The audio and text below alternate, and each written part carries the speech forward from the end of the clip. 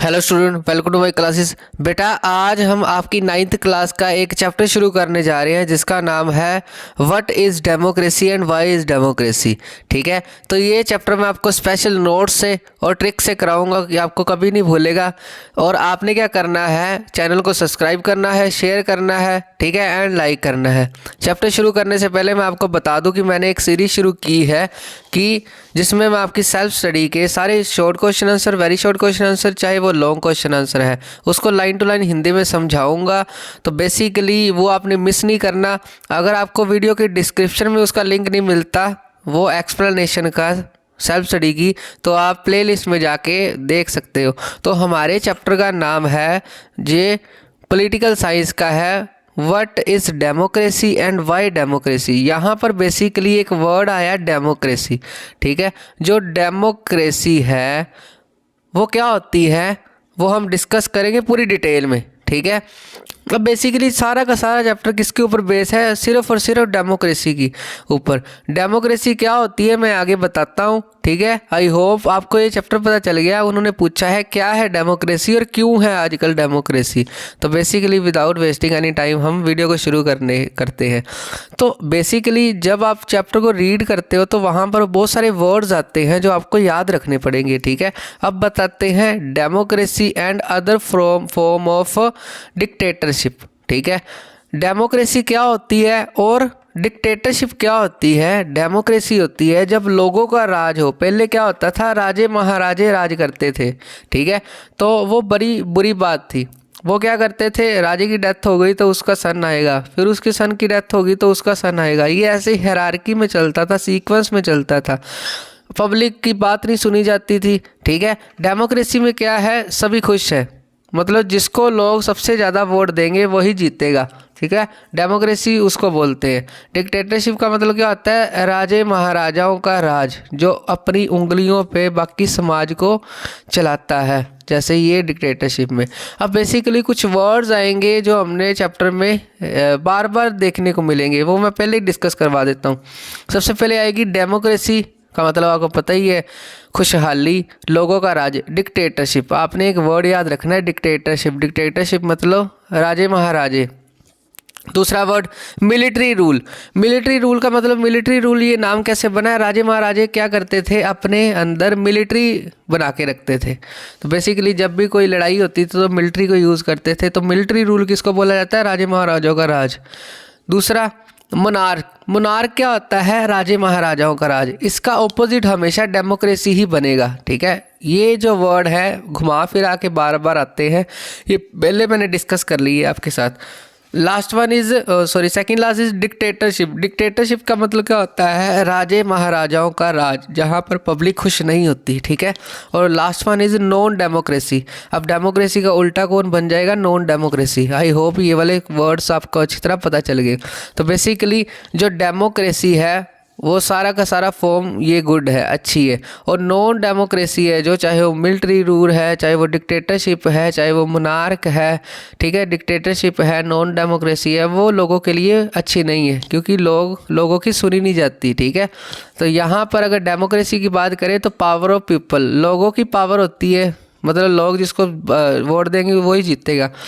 अब non democracy में, military rule में, ठीक है, डिक्टेटरशिप में, ब्यूरोक्रेसी में, ये क्या है, पावर ऑफ किंग, राजे महाराजाओं की पावर होती है। ठीक है, इसीलिए इसको सैड माना जाता है। मतलब राजे महाराजे जो उसकी मर्जी होगी वही करेगा। ठीक है, वो रूल्स एंड रेगुलेशन नहीं देखेगा। आई होप यहाँ तक आपको अच्छी तरह समझ आ गई। अब जैसे ही आपके चैप्टर में आगे बढ़ते हैं तो पार्टी सिस्टम के ऊपर बात की गई है। ध्यान रखना, पार्टी सिस्टम बड़ा ज़्यादा मेन है। मान लो किसी भी देश में कितने पार्टी सिस्टम हो सकते हैं, 1 party system, 2 party system, multi party system. अब इसको समझो ध्यान से। ठीक है, ए कंट्री है, ए है बी, ठीक है, एक बी है। यहाँ पर सिर्फ एक ही पार्टी खड़ी हुई है, मतलब लोगों को इस पार्टी को जिताना ही पड़ेगा, लोग दुखी हो जाएंगे। ठीक है, एक पार्टी भी सिस्टम मतलब राजे महाराजाओं का राज। ठीक है, अब जहाँ पर भी एक पार्टी सिस्टम होगी वहाँ पर डेमोक्रेसी नहीं देखने को मिलेगी। ठीक है, क्योंकि 1 पार्टी सिस्टम में एक ही पार्टी है लोगों के लिए कोई चॉइस ही नहीं है, ठीक है। बी पार्टी सिस्टम में है 2 पार्टीज खड़ी हैं, ये भी डेमोक्रेसी के मिलता जुलता ही है। यहाँ पर लोगों को क्या चॉइस है, सिर्फ 2 चॉइस है, ठीक है। क्या पता वो दोनों के दोनों ही गंदे हो, ठीक है, तो उनको जिताना ही पड़ेगा। जहाँ पर 2 पार्टी सिस्टम है वहाँ पर भी मान के चलो कि डिक्टेटरशिप भी है। अब बात करते हैं multi party system. Multi party system क्या है, हमारे जैसे है बीजेपी भी है, आम आदमी पार्टी भी है, कांग्रेस भी है, अकाली भी है, बहुत सारी और भी पार्टी है। लोगों के पास चॉइस ही चॉइस है। जहाँ पर मल्टी पार्टी सिस्टम होएगा वहाँ पर डेमोक्रेसी रहेगी, ठीक है। यहाँ पर लाइन लिखी है, base of the democracy is party system. जो डेमोक्रेसी है उसका बेस किसको माना जाता है, पार्टी सिस्टम को। अगर पार्टी सिस्टम 1 है तो वो डेमोक्रेसी नहीं है, 2 है तभी भी बोल सकते हो डेमोक्रेसी नहीं है। मल्टी पार्टी सिस्टम में ही लोगों के पास चॉइस है, तो लोग क्या करते हैं, अपनी मर्जी से वोट देते हैं और जिताते हैं। आई होप यहाँ तक आपको अच्छी तरह समझ आ गया। उसके बाद देखते हैं कि डेमोक्रेसी के बारे में थोड़ी सी इंफॉर्मेशन। डेमोक्रेसी क्या लिखा है, डेमोक्रेसी जो होता है, democracy improve the quality of decision making. हाँ जी, डेमोक्रेसी में डिसीजन मेकिंग की क्वालिटी है उसको इम्प्रूव किया जा सकता है। कैसे, जैसे राजा है कोई, एग्जाम्पल के लिए वो है हिंदू, एग्जाम्पल के लिए बोल रहा हूँ, वो है हिंदू। अब राजा किसकी भलाई के लिए काम करेगा, हिंदू के लिए, ठीक है। वो डिसीजन किसके लिए लेगा, सिर्फ हिंदुओं के लिए, मुसलमानों को वो पसंद नहीं करेगा, ठीक है। ऐसे ही होता था पहले।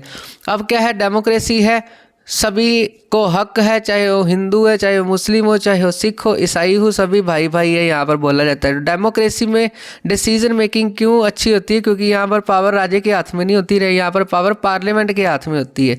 पार्लियामेंट क्या बनाती है, rules and laws making body है ये। हमारे रूल्स कहाँ पर बनते हैं, पार्लियामेंट में। पार्लियामेंट किन 3 चीज़ों से बन के मिलती है, किन 3 चीज़ों से, प्रेसिडेंट, राज्यसभा और लोकसभा, ठीक है। प्रेसिडेंट को बोला जाता है head of the state, Rajya Sabha को बोला जाता है अपर हाउस, लोकसभा को बोला जाता है लोअर हाउस। अब ये डिसीजन मेकिंग के लिए कैसे बढ़िया है ये आपको समझाता हूँ।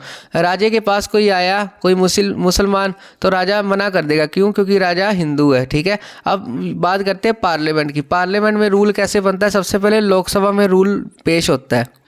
अगर यहाँ से पास हो गया तो राज्यसभा में जाता है, यहाँ से अगर पास हो गया तो कहाँ पर जाता है, प्रेसिडेंट के पास। अगर प्रेसिडेंट के साइन हो जाते हैं तो वो रूल क्या है, बन जाता है। इसीलिए डेमोक्रेसी में रूल जो है अच्छे तरीके से बनते हैं।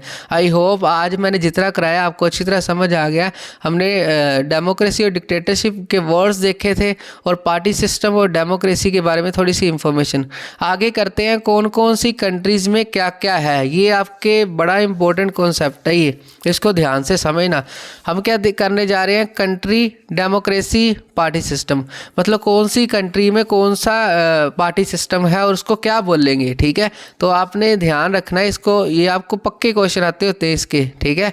तो बेसिकली सबसे पहले मैक्सिको देश है, ठीक है। मैक्सिको, आजा मैक्सिको, चलिए वही मैक्सिको। तो इसका फ्लैग इस प्रकार दिखता है। अब अगर आपको आ जाए कि मैक्सिको में डेमोक्रेसी है या नहीं है, तो आपने याद रखना है मैक्सिको में डेमोक्रेसी है। क्यों, क्योंकि वहाँ पर कौन सा पार्टी सिस्टम हो सकता है, मल्टी पार्टी सिस्टम है। हाँ जी, डेमोक्रेसी है और मल्टी पार्टी सिस्टम है। और हर इलेक्शन कितने साल बाद होता है, 6 साल बाद।